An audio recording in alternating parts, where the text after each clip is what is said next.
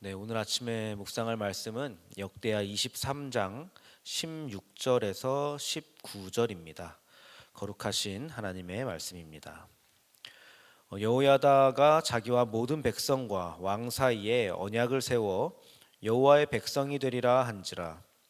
온 국민이 바알의 산당으로 가서 그 신당을 부수고 그의 제단들과 형상들을 깨뜨리고 그 제단 앞에서 바알의 제사장 맏단을 죽이니라.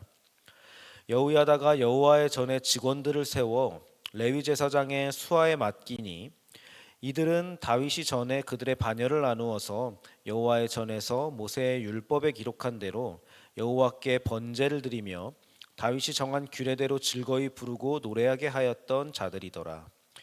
또 문지기를 여호와의 전 여러 문에 두어 무슨 일에든지 부정한 모든 자는 들어오지 못하게 하고. 아멘. 네, 우리가 지금 본 역대하 23장은 하나님을 무시하는 아달랴의 폭정에 맞서서 거룩한 반역을 일으키는 제사장 여호야다에 대한 내용을 보여주고 있습니다. 아달랴는 모든 왕자를 다 죽여서 다윗 왕조의 대를 끊어버리려고 했습니다. 다윗 왕조를 영원하게 하겠다라고 했던 하나님의 언약에 정면 대항하는 행위인 것이죠. 근데 반대로 이제 제사장이었던 이 여호야다는 이 갓난쟁이였던 요아스 왕자를 숨겨가지고 이 다윗 왕조의 맥을 붙여 놓습니다. 이것은 이제 하나님의 언약을 알고 있던 사람의 용기 있는 행동이다라고 할 수가 있겠습니다. 우리의 신앙은 하나님의 뜻과 또 하나님의 방향과 의도를 얼마나 어떻게 알고 있느냐에 따라서 그 방향이 결정이 됩니다. 하나님의 언약을 모르는 사람은 당연히 언약을 따르는 삶을 살기가 어려운 것이죠. 하나님은 호세아 선지자를 통해서 내 백성이 지식이 없어서 망한다라고 탄식하셨습니다. 그러니까 말씀을 보고 말씀을 통해서 우리가 하나님을 아는 것이 참 중요한 것입니다. 알아야만 살 수가 있기 때문인 것이죠. 그러니까 오늘 여호야다는 그것을 아주 잘 아는 사람이었습니다. 옛말에 동트기 전이 가장 어둡다라는 말이 있습니다. 이 우상 숭배가 만연하고 신앙이 타락할 그런 시기에는 반드시 개혁의 욕구 또한 강력하게 생기기 마련입니다. 아달랴라는 악인으로 인해서 우상 숭배가 만연했던 이 이스라엘은 여호야다를 중심으로 다시 하나님을 찾아야겠다라고 생각하고 결심합니다. 그리고 아달랴를 죽이고 숨겨놓았던 요아스를 새로운 왕으로 세우는 것으로 그들의 개혁이 시작되는 것입니다. 우리가 그 개혁의 시작을 보는 본문을 읽었습니다. 우리가 16장에서 지금 19절까지 읽었는데 16절에서 여기에서 이제 여호야다가 어떻게 이스라엘의 신앙을 회복했는지 그 단계별 순서를 우리가 확인할 수가 있습니다. 한 절 한 절 같이 보면서 여호야다의 이 신앙 회복 프로젝트가 어떻게 이루어졌는지 한번 따라가 보겠습니다. 16, 17, 18, 19 이렇게 4절이니까 총 4단계입니다. 먼저 16절에서 이제 시작되는 여호야다의 신앙 회복 프로젝트의 이 1단계는 결단입니다. 하나님 앞에 다시 약속을 갱신해서 다짐하고 또 서원함으로써 자신들의 신앙을 고백하는 것으로 이 신앙의 회복이 시작되는 것입니다. 우리도 마찬가지로 만일 우리의 지금 신앙이 메말라 있고 어딘가 어려움을 느끼고 있다, 그래서 회복되기를 원한다라면은 가장 먼저 해야 할 일은 하나님 앞에 다시 결단하는 것입니다. 내가 주님의 백성이 되겠습니다. 다시 한번 주님 앞에 엎드리겠습니다 라고 고백하고 나아가는 것입니다.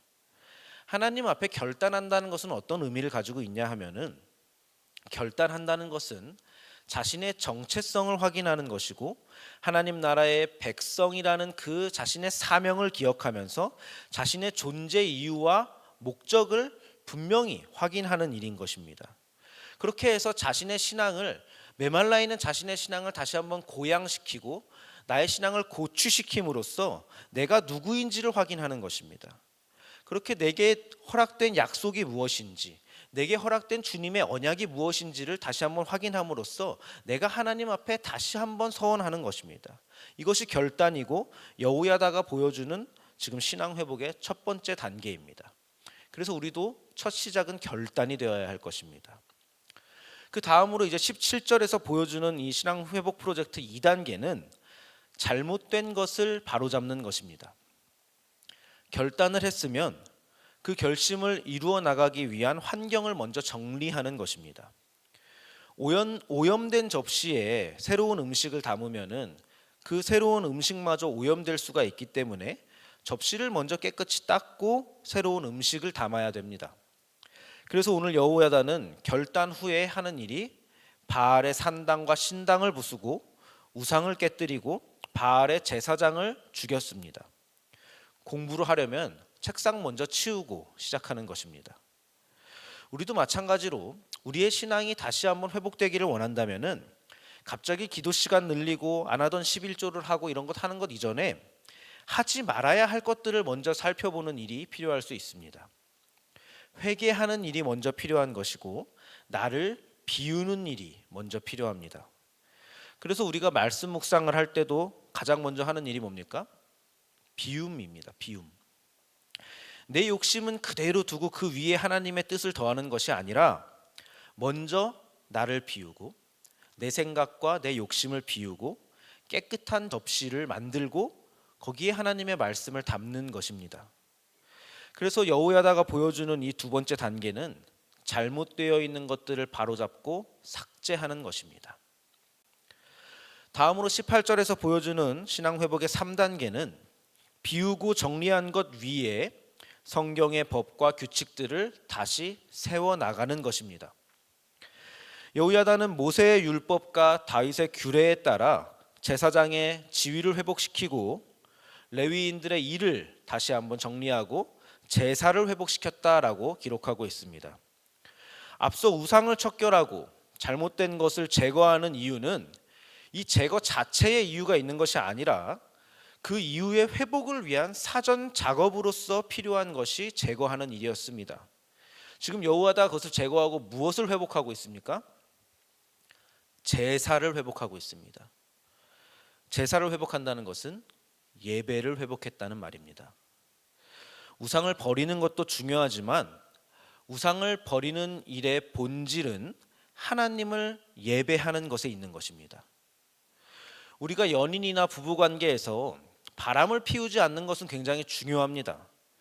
그러나 그 관계의 본질은 바람을 피우지 않는 것이 아니라 상대방을 사랑하는 것입니다. 그 사랑을 표현하고 상대방을 기쁘게 하는 것이 그 관계의 본질이지 바람을 피우지 않는 것 자체가 본질은 아닌 것입니다. 그래서 우리가 본질적으로 이 회복된 신앙생활을 하고 있다는 증거가 되는 모습이 있다면은 그것은 하면 안 되는 것에 맞춰진 신앙을 넘어서서 해야 하는 것에 초점이 맞춰진 신앙을 가지는 것입니다. 하면 안 되는 것은 중요하지만 그렇다고 하면 안 되는 것에 집중해서 이렇게 경직된 신앙을 하는 것은 율법적이고 소극적인 신앙이 됩니다. 그러나 하나님을 사랑하는 어떤 넘치는 마음으로서 율법을 넘어서는 그런 적극적인 신앙을 우리가 할 수 있다면은 그것은 우리의 신앙이 건강하다는 것을 보여주는 지표가 되는 것입니다.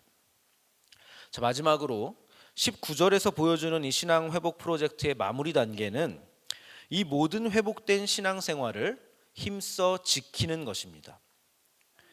여호야다는 새롭게 결단하고 우상을 정리하고 그 다음에 예배를 회복하고 난 다음에 성전의 문들마다 문지기를 세워서 부정한 것들이 들어오지 못하게 지켰다라고 기록하고 있습니다. 지금 이 문지기들은 무력을 쓰는 군인들이 아닙니다. 힘으로 이 문을 지킨 것이 아닙니다. 이 문지기들은 하나님의 전을 관리하는 거룩한 직분을 받은 그냥 레위인들이었습니다. 우리의 신앙도 마찬가지입니다. 우리의 신앙은 힘으로 지키는 것이 아닙니다.